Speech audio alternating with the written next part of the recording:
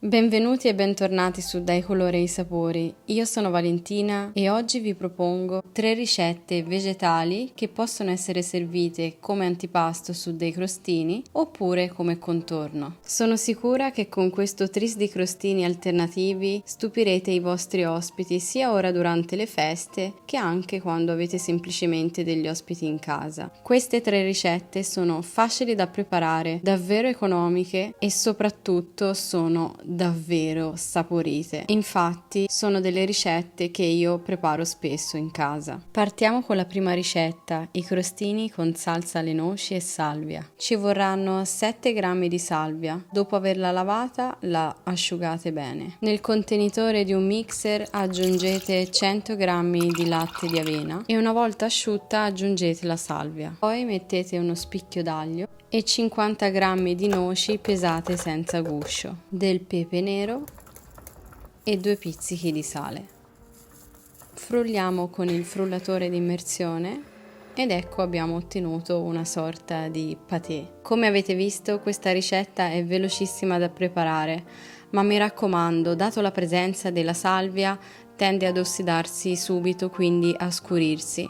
Quindi mi raccomando, fatela sul momento e mangiatela il prima possibile. Questa salsa si abbina perfettamente anche al riso basmati in bianco, quindi provatela e fatemi sapere. E ora prepariamo dei deliziosi crostini con cavolfiore alle spezie. Io ho utilizzato 4 cavolfiori piccoli.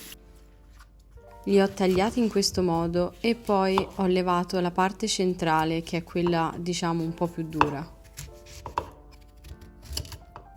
Poi li cuoceremo su una teglia antiaderente o su una teglia con carta da forno e li divideremo semplicemente con le mani.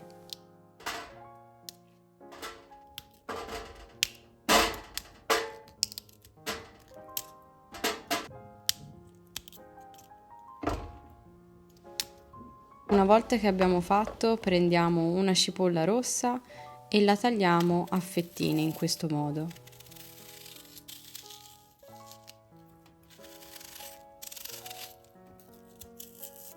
Mescoliamo con le mani e poi aggiungiamo un po' d'olio d'oliva. Mettiamo un pochino di salsa di soia,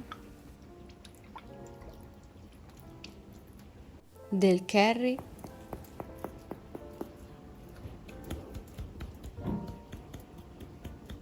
poi questo tipo di pepe nero e curcuma oppure semplicemente solo del pepe nero, della paprika affumicata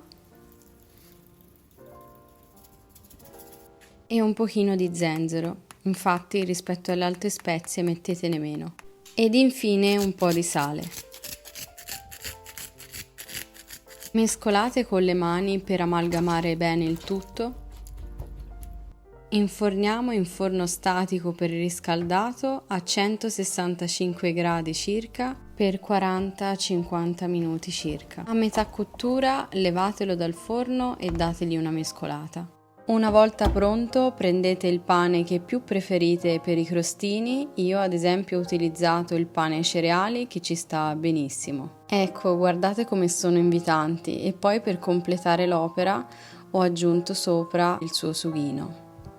E ora passiamo all'ultimo ma non meno importante crostino con patate e cavolo nero al curry. Io ho utilizzato 5 patate, uno spicchio d'aglio e 15 foglie di cavolo nero davvero grandi. Praticamente dovete levare la parte iniziale della foglia staccandola dal gambo e tirando in questo modo, sarà molto semplice il procedimento, in modo da ottenere solo la parte morbida della foglia che sarà più facile da cuocere in cottura.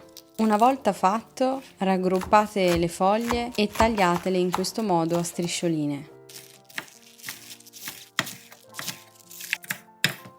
Poi dividete a metà lo spicchio d'aglio e lo mettete in padella con un po' d'olio d'oliva.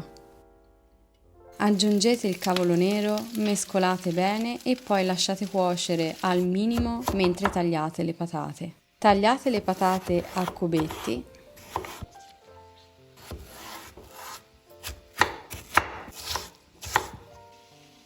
A questo punto possiamo aggiungere le patate Diamo una mescolata e poi aggiungiamo un altro po' di olio d'oliva. Poi aggiungiamo un po' di zenzero, il curry,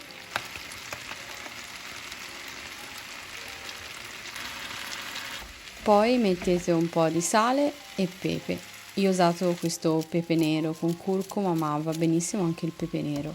Aggiungete un pochino d'acqua per velocizzare la cottura e poi coprite con un coperchio e abbassate il fuoco. Quando vedete che ha iniziato a bollire, calcolate 7-8 minuti e potete dargli poi una mescolata. Poi richiudete e aumentate il fuoco.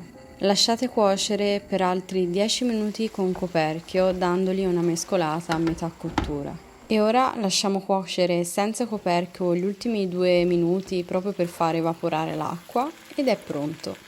Io ho utilizzato del pane toscano tostato, ma voi potete utilizzare anche un altro pane, l'importante è che non sia salato. Fatemi sapere qui sotto cosa ne pensate. Io spero che il video vi sia piaciuto e che proverete a fare una di queste ricette o perché no anche tutte e tre, perché sono davvero facili da preparare e davvero deliziose. Io vi ringrazio davvero tanto per essere stati qui con me e noi ci vediamo alla prossima. Un abbraccio, ciao!